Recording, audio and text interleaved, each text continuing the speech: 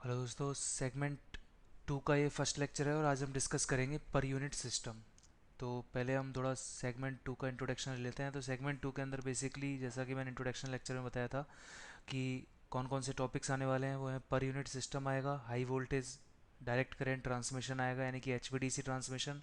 Corona को हम discuss करेंगे, कोरोना से रिलेटेड फैक्टर्स को, हम कौन कौन से फैक्टर अफेक्ट करते हैं कोरोना को, उनके ऊपर हम चर्चा करेंगे। उसके अलावा हम बात करेंगे टाइप ऑफ ट्रांसमिशन लाइंस की, उनकी मॉडलिंग कैसे की जाती है, लाइन का कैपेसिटेंस कैसे कैलकुलेट होता है और लाइन का इंडक्टेंस कैसे कैलकुलेट होता है। तो उन सब के बाद हम, जैसा हमने सेगमेंट वन में देखा था कि कुछ क्वेश्चंस हम थ्योरी से रिलेटेड डिस्कस करेंगे प्रीवियस ईयर्स के, और उसके बाद हम देखेंगे कुछ न्यूमेरिकल्स। तो ये अपना होगा सेगमेंट टू का आउटलाइन। तो वन बाय वन हम स्टार्ट करते हैं। तो पहले जो है हम डिस्कस करेंगे per unit system. Segment one में जो आपने टॉपिक्स देखे थे वो सारे टॉपिक्स थे जिनमें हमने एक फिजिकल डिज़ाइन तैयार कर लिया पावर सिस्टम की। अब यहाँ पर आपको जो टर्म्स यूज होंगे उनके मीनिंग आपको साथ में समझ में आ जाएंगे। तो जैसे जैसे हम सेगमेंट आगे बढ़ते जाएंगे तो टॉपिक्स तो कॉम्प्लेक्स होते जाएंगे, बट वो कॉम्प्लेक्स इसलिए नहीं रहेंगे क्योंकि हम उनको सीक्वेंस वाइज पढ़ रहे हैं। तो पर यूनिट सिस्टम के अंदर पहले हम ये समझते हैं कि पर यूनिट सिस्टम को क्यों यूज़ लिया जाता है। बेसिक इंट्रोडक्शन आप पहले भी पढ़ चुके होंगे इसका, तो हम इसको पहले स्टार्ट करेंगे। इसको कैसे यूज़ किया जाता है, रीजंस क्या हैं इसको इम्प्लीमेंट करने के, और उसके बाद हम इसका बेसिक फॉर्मूला देखेंगे और फिर इसको अपने डिफरेंट सर्किट से रिलेट करेंगे। जैसे अगर आप पावर सिस्टम नेटवर्क की बात कर रहे हैं, ट्रांसफार्मर की बात कर रहे हैं, थ्री फेज सिस्टम की बात कर रहे हैं, तो वहाँ पर किस तरह से पर यूनिट सिस्टम इम्प्लीमेंटेशन होता है। तो जब हम यहाँ पे कोई भी एक सिस्टम लेकर के चलते हैं जिस सिस्टम में डिफरेंट वोल्टेज के लेवल्स हैं, जैसे हम जानते हैं कि पावर सिस्टम की अगर हम एग्जांपल लें तो पावर सिस्टम में क्या होता है, बसेज होती हैं, डिफरेंट बस होती हैं। अगर आपने बस डायग्राम बनाए और हम भी डिस्कस करेंगे आगे जा करके, तो इस तरह से बस डायग्राम बनाए जाते हैं। इसमें जनरेटर कनेक्टेड होते हैं और ये आपस में लाइंस हैं जो कनेक्टेड होती हैं। तो यहाँ पे क्या देखने को मिलता है कि बीच में क्या लगे होते हैं, ट्रांसफार्मर्स लगे होते हैं। तो जो ये लाइंस, जो आपकी डिफरेंट बस हैं, इनकी वोल्टेज लेवल भी क्या हो सकता है, अलग अलग हो सकता है। सब बसेस का वोल्टेज लेवल क्या हो सकता है, अलग अलग हो सकता है। तो इसको, इन अलग अलग वोल्टेज लेवल को हम क्या करते हैं, एक बेस वैल्यू के थ्रू इनको, कोई इनमें से कोई एक वैल्यू को बेस वैल्यू मान लेते हैं और उसके अकॉर्डिंग सारे जो क्वांटिटी है उनको उस बेस वैल्यू के रेशो में ले लेते हैं। तो उसे हम बेसिकली पर यूनिट सिस्टम बोलते हैं। एग्जांपल से आपको ज़्यादा क्लियर होगा। कोई सिस्टम है जहाँ पर एक है आपकी सपोज 8 kV लेवल का वोल्टेज है, एक 10 kV लेवल की वोल्टेज है और एक है आपके पास 12 kV लेवल की वोल्टेज। अब सपोज यहाँ पे हम मान लेते हैं कोई बेस वैल्यू। बेस वैल्यू का मतलब क्या है कि बेस वैल्यू का बेसिकली मीनिंग है हम इससे बाकी सभी वोल्टेज लेवल की तुलना कर रहे हैं। तो इसको जब हम तुलना करेंगे, तुलना करने का मतलब ही क्या है कि रेशो लेना। तो हमने सपोज इनमें से कोई एक वोल्टेज यानी कि 10 kV को मान लिया बेस वोल्टेज। हम आगे ये भी डिस्कस करेंगे कि बेस वैल्यू कैसे डिसाइड की जाती है। तो अभी के लिए सपोज हमने एक बेस वैल्यू मान ली है 10 kV। अब हमारे पास दो तरीके हैं कि बाकी सब वोल्टेजेस को, जो भी आपकी 8 kV 10 kV 12 kV हैं, इन सब वोल्टेज को दो तरह से हम इस 10 kV से तुलना कर सकते हैं। फर्स्ट मेथड आता है परसेंटेज में, यानी कि इन परसेंटेज में हम क्या करते हैं, 8 kV को लिख सकते हैं। 8 kV 10 का क्या है, 80% है, ठीक है। और आपका 10 kV 10 kV का क्या है, 100% है। और आपका 12 kV 10 kV का क्या है, 120% है। तो हम क्या कर सकते हैं, अब हमको अलग अलग वोल्टेज लेवल को इस तरह शो करने की जरूरत नहीं है। हम कैसे लिखेंगे, हम बता देंगे कि भाई बेस वैल्यू तो क्या ली थी हमने, 10 kV ली। हमने अदर वैल्यूज़ को क्या बोला, फिर बेस वैल्यू को 10 kV बोल के अदर वैल्यूज़ को क्या बोला, 10 के साथ परसेंट ले लिया। हम सीधा लिख पाएंगे कि एक 80% है 10 का, एक 10 का 100% है, एक 10 का 120% है। इस तरह से हम लिख सकते हैं, ठीक है। तो ये इस मेथड को बोलते हैं परसेंटेज फॉर्म में लिखना। दूसरा मेथड क्या आता है कि हम इसको पर यूनिट में कन्वर्ट करते हैं, जो अपना लेक्चर जिस पे बेस है पर यूनिट। पर यूनिट में क्या होता है, हम 100 से मल्टीप्लाई, हम परसेंट लेने के लिए क्या करते हैं, quantity divided by base value multiply by 100, यही कर रहे हैं परसेंट में कन्वर्ट करने के लिए। अब हम क्या करेंगे, पर यूनिट वैल्यू में 100 से मल्टीप्लाई नहीं करेंगे। यानी कि सिंपली अगर हम 8 kV को 10 से डिवाइड कर दें तो क्या आएगा आपके पास, 8/10, 10/10 एंड 12/10। तो वैल्यूज़ क्या हो जाएंगी, 0.8, 1, 1.2। अब इस सिस्टम में कोई और वोल्टेज आती है, सपोज आती है 20 kV, तो हम क्या लिखेंगे उसको, 2.0 लिख सकते हैं। क्योंकि 20/10 क्या हो जाएगा 2.0। तो ये सब क्या हो गया, डिफरेंट वोल्टेज लेवल हैं। अब इनको हमने किससे रिलेट कर दिया, एक बेस वैल्यू से रिलेट कर दिया है। फ़र्क कितना है, परसेंट सिस्टम में हम 100 से मल्टीप्लाई करते हैं, पर यूनिट में हम 100 से मल्टीप्लाई नहीं करते हैं। अब हमने पर यूनिट सिस्टम को क्यों इम्प्लीमेंट किया, क्यों आगे यूज़ किया, पावर सिस्टम में ज़्यादातर आपको न्यूमेरिकल्स में वैल्यूज़ पर यूनिट में दी जाती हैं, तो वो क्यों हुआ उसका रीज़न समझते हैं हम। सपोज़ हम कोई कैलकुलेशन कर रहे हैं और कैलकुलेशन हमें करनी है दो क्वांटिटीज़ को मल्टीप्लाई करना है, तो मैं यहाँ पे लिख सकता हूँ कि product of per unit quantities, per unit quantities. तो आपको सपोज दो वैल्यूज़ को मल्टीप्लाई करना था और दो वैल्यू अपने पास थी, कौन कौन सी, अभी हमने निकाली थी 0.8 एंड 1.2। तो आप क्या करोगे, 0.8 को 1.2 से मल्टीप्लाई करोगे, आपके पास कोई ना कोई आंसर आ जाएगा यहाँ पे। ठीक है, उसी तरह से आपको करना है। अगर आप इसी काम को कब करते, जब क्वांटिटीज़ परसेंट फॉर्म में होती, तो आप क्या लिखते, प्रोडक्ट ऑफ परसेंट क्वांटिटीज़। तो क्या किया जाएगा, यहाँ पे हम एग्जांपल लेते हैं, इसको क्या लिखेंगे, 80% मल्टीप्लाई बाई 120%। तो यहाँ पे हमको आंसर लाने के लिए आपको क्या करना पड़ेगा, फाइनल आंसर क्या आएगा, फाइनल आंसर आएगा 9600 आएगा, यही आएगा। बट हमें इसको फिर से 100 से डिवाइड करना पड़ेगा, किस में कन्वर्ट करने के लिए, परसेंट में कन्वर्ट करने के लिए। 100 से डिवाइड करेंगे तो क्या आएगा, 96% आएगा। जबकि जब यहाँ पर हम मल्टीप्लाई करते हैं तो हम क्या करेंगे, यहाँ पे आपके पास नीचे क्या आ जाएगा बाई 100, तो ये क्या हो जाएगा 9.6। तो आपको यहाँ पे जो है, सॉरी, ये आपका आ जाएगा 0.96, नॉट 9.6, ये आएगा आपका 0.96। बिकॉज आपने जब 100 से डिवाइड किया तो क्या हुआ, 96 तो आया और 0.96 हो गया। ठीक है, तो क्या फ़र्क देखने को मिला कि यहाँ पे आपने सिंपली दो क्वांटिटीज़ को मल्टीप्लाई किया तो आपको आंसर मिला। आंसर भी किस फॉर्म में है, पर यूनिट फॉर्म में है। क्वांटिटीज पर यूनिट फॉर्म में थी, आंसर भी किस में आ गया, पर यूनिट फॉर्म में आ गया। बट जब हम बात कर रहे हैं किसकी, परसेंट क्वांटिटीज के केस में, आपको क्या करना पड़ा कि आपने क्वांटिटीज तो परसेंट फॉर्म में थी, पर जो आंसर आया उसको आपको 100 से डिवाइड करना पड़ा, फिर से क्या करने के लिए, परसेंट फॉर्म में कन्वर्ट करने के लिए। क्योंकि परसेंट के अंदर क्या होता है, दो बार 100 से मल्टीप्लाई हो जाता है, तो हमें वापस से मल्टीप्लिकेशन के बाद 100 से डिवाइड करना पड़ा, जिससे कि वापस से क्वांटिटी किस में आ सके, परसेंट फॉर्म में आ सके। तो एक चीज़ हमें समझ में आई कि पर यूनिट क्वांटिटीज़ को जब मल्टीप्लाई किया जाता है तो आंसर भी किस में आता है, पर यूनिट में आ जाता है। बट परसेंट क्वांटिटीज़ को जब मल्टीप्लाई किया जाता है तो आंसर को परसेंट में भी लाने के लिए 100 से डिवाइड करना पड़ता है। तो ये क्या हो गया, एक तरह से हमारी कैलकुलेशन एक्स्ट्रा कैलकुलेशंस हो गई। तो एक्स्ट्रा कैलकुलेशन से बचने के लिए हम क्या करेंगे, पर यूनिट सिस्टम को यूज़ करेंगे। तो हम फाइनल आंसर लाइन में लिख सकते हैं कि क्यों हम पर यूनिट को यूज़ करते हैं। तो फाइनल इसका क्या हो जाएगा, प्रोडक्ट ऑफ पर unit quantities, product of per unit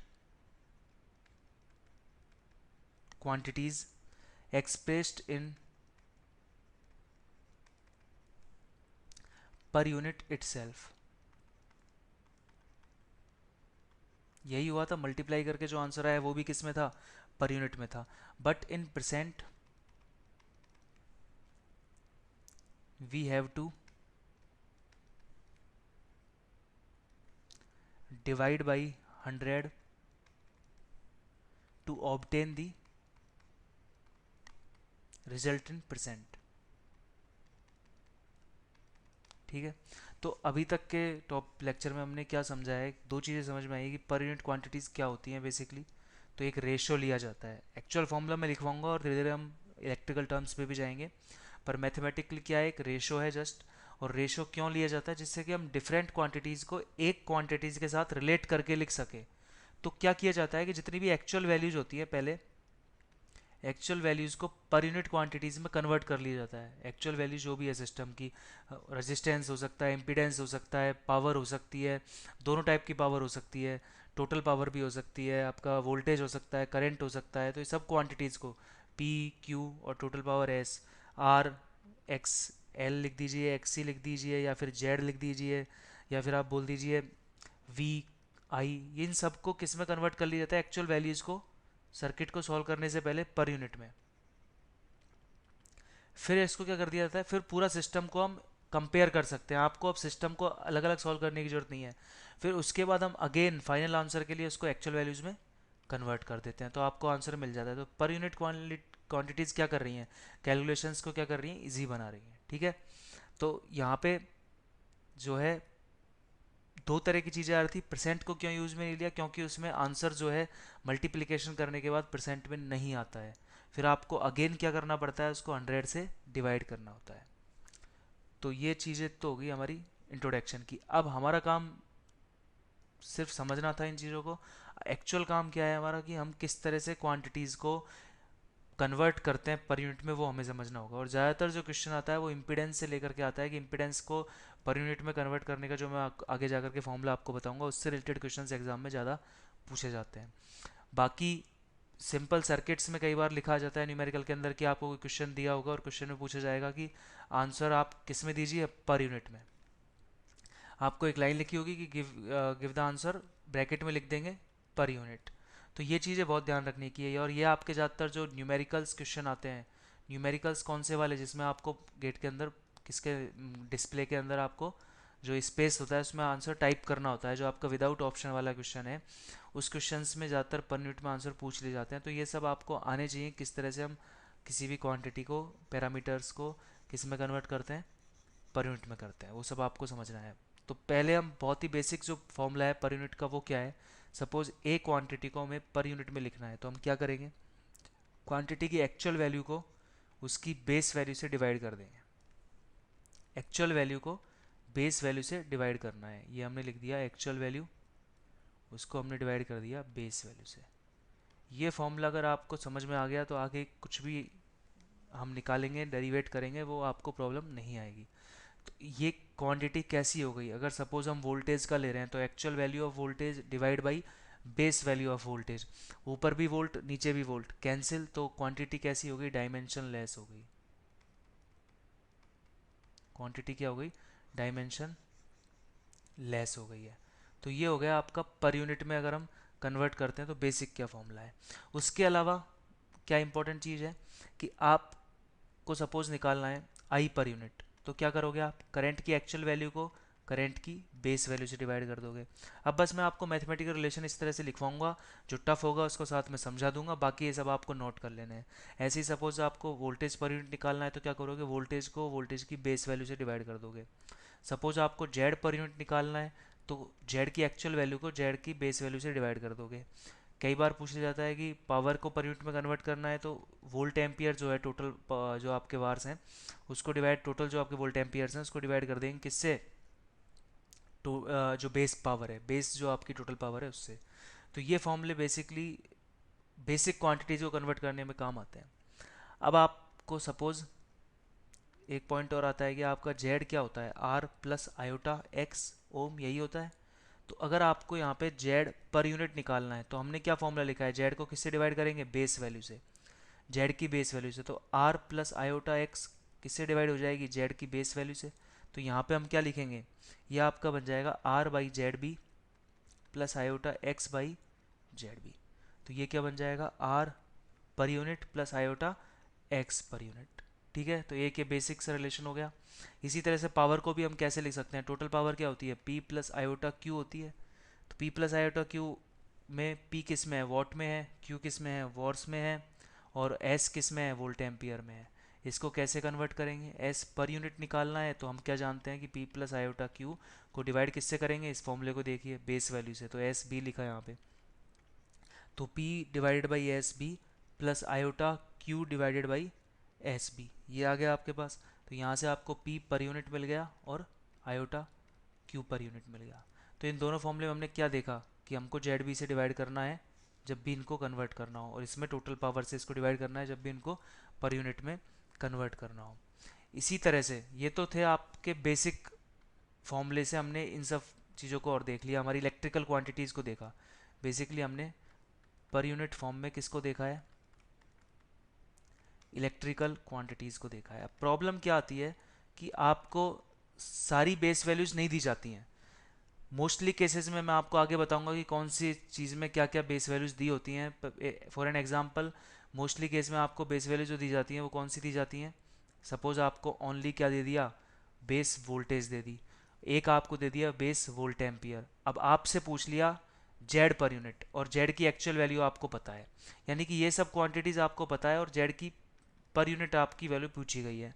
तो प्रॉब्लम क्या आती है कि आपको क्या निकालना पड़ेगा यहाँ पे, आपको निकालना पड़ेगा यहाँ पे जेड की बेस वैल्यू निकालने, जेड पर यूनिट निकालने के लिए जेड की बेस वैल्यू की रिक्वायरमेंट होगी। तो जेड की बेस वैल्यू आपको निकालनी है। जेड की बेस वैल्यू निकालने के लिए आपको दो चीज़ें दी हैं, वोल्टेज की बेस वैल्यू पता है आपको, एस बी की बेस वैल्यू पता है। तो आप बेसिक इलेक्ट्रिकल रिलेशंस को यूज़ करके जेड बी को निकाल सकते हो। और एक बार आपके पास जेड बी आ गया तो जेड पर यूनिट निकाला जा सकता है, क्योंकि actual value divide by base value, तो जेड पर यूनिट आ जाएगा। तो इन फॉर्मूले की लिमिटेशंस क्या हो गई कि आपको सारी बेस वैल्यूज नहीं दी जाती हैं, आपको कुछ बेस वैल्यूज दी जाएंगी और उन कुछ बेस वैल्यूज से आपको ज़रूरत पड़ने वाली सारी बेस वैल्यूज निकालनी है। कैसे, उसके लिए आपने नेटवर्क सिस्टम पढ़ा है, बेसिक जो रिलेशंस होते हैं पावर सिस्टम के, V is equal to I Z, first relation. एक हो जाता है आपका, जैसे हम लिखते थे एक्चुअल पावर क्या होती है, आई स्क्वायर आर होती है, उसी तरह से I square Z is equal to S, उसी तरह से V square by Z is equal to S. तो ये रिलेशंस हैं जो हमारे आगे जा करके यूज होंगे। तो प्रॉब्लम समझ में आ गई कि बेस वैल्यूज सारी नहीं दी जाएंगी, आपको खुद को निकालनी होंगी, जितनी दी हुई हैं उनसे आपको अदर बेस वैल्यूज निकालनी होगी। जैसे आपको सपोज वी बी और आई बी की वैल्यूज पता है, ठीक है, ये दोनों आपके पास नॉन है, तो आप जेड की भी बेस वैल्यू निकाल सकते हो। कैसे निकाल सकते हो, V B divide by I B, ठीक है। उसी तरह से अगर आपको एस बी की बेस वैल्यू निकालनी है तो आप क्या करोगे, वी बी मल्टीप्लाई बाई क्या कर दोगे, आई बी कर दोगे। तो इस तरह से आप क्या कर लोगे, इन बेस वैल्यूज को भी निकाल लोगे, अगर आपको क्या नॉन है, ये दोनों वैल्यूज नॉन है तो, ठीक है। तो ये फॉर्मूले यूज लिए जाते हैं। एक पॉइंट ये हो गया। पहले मैं आपको सारा बेसिक रिलेशंस बता देता हूँ, फिर हम चलेंगे कि पावर सिस्टम में कहाँ यूज़ होता है, ट्रांसफार्मर में कहाँ यूज़ होता है, और वहाँ पे क्या इंपॉर्टेंट रिजल्ट मिलता है, और रिजल्ट भी कई बार एग्जाम में डायरेक्टली पूछ लिया जाता है। तो इस पूरे लेक्चर्स में पहले मैं अभी तो कोई आपको न्यूमेरिकल बताऊंगा नहीं, पर यूनिट के भी जो न्यूमेरिकल होंगे, इसके भी कई बार गेट में प्रीवियस ईयर्स में आए हुए हैं, तो वो भी हम कब डिस्कस करेंगे, सेगमेंट 2 के फिनिश होने में। अभी आप सारे थियोरटिकल पॉइंट ऑफ व्यू से पूरे लेक्चर को समझ लीजिए। तो ये बेसिक रिलेशन था। बेसिक रिलेशन नेक्स्ट जो आता है वो क्या रिलेशन क्या है, वो क्या बता रहा है कि जिस तरह से हम एक्चुअल वैल्यूज़ को रिलेट करते हैं, जैसे कि v is equal to I Z, ये लिखते हैं किसके लिए, एक्चुअल वैल्यूज़ के लिए लिखते हैं, उसी तरह से सेम पैटर्न पे हम पर यूनिट में भी लिख सकते हैं। कैसे, v per unit is equal to Z per unit multiply by I per unit. ऐसे ही हम टोटल पावर क्या लिखते हैं, v आई कॉन्जुगेट लिखते हैं। सेम पैटर्न पे हम पर यूनिट में भी लिख सकते हैं। कैसे, s per unit is equal to v per unit multiply by I per unit. कुल मिलाकर बात यह है कि जो फॉर्मूले एक्चुअल वैल्यूज़ के लिए चलते हैं वो आपके पर यूनिट वैल्यूज़ के लिए भी चलेंगे, जो वैल्यूज़ जो फॉर्मूले आपके बेस वैल्यूज़ के लिए चलते हैं वो भी आपके एक्चुअल वैल्यूज़ के लिए चलेंगे। तो सारी चीज़ों के लिए बेसिक रिलेशंस तो सेम रहेंगे, क्योंकि क्वांटिटी इम्पीडेंस है तो इम्पीडेंस ही है, ठीक है। तो उसको एक्चुअल वे में भी हम इस तरह से रिलेट कर सकते हैं। ये फॉर्मूले हो गए। कुछ फॉर्मूले इजी हो जाते हैं, वो हम आगे अभी देखेंगे। तो अभी तक का आपको पॉइंट समझ में आ गया हो तो यहाँ पे हम लिख सकते हैं basic relation can be applied to per unit quantities. तो ये नोट कर लीजिएगा, basic relation can be applied to per unit quantities.